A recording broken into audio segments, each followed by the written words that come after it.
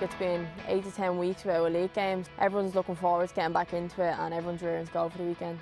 The league this year is getting a lot more competitive. There's no easy games.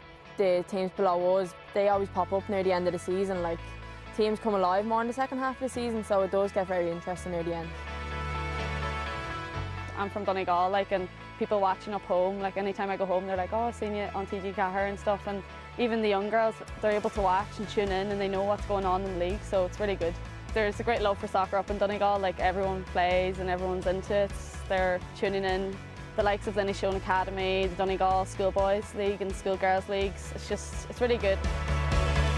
We've been disappointed, I suppose, with where we finished up mid-season. We would have preferred to be in more of a position to really go and fight for the league. But if the last 2 seasons are anything to go by, it's completely went down to the wire and things have turned on their heads towards the end of it. So yeah, you never know what happens. Look, we'll just focus on week in, week out, trying to get the 3 points and see where that takes us. It was a great day for the club to go and win it against Cliftonville, but I thought it was nice for us to keep going because I know some of the players are saying they had a month off, whereas we just had the 10 days because of the cup run.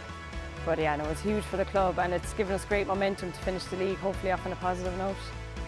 It's exposure. It's just the fact, you can see people playing on the telly now, girls playing on telly, whether it's TG4 or RT, which was massive coverage of the World Cup. My hopes for this season is our last couple of games, can we get a few wins, kind of under our belt, end the season kind of on a more positive note. To have a game being played on TG4 is a big thing.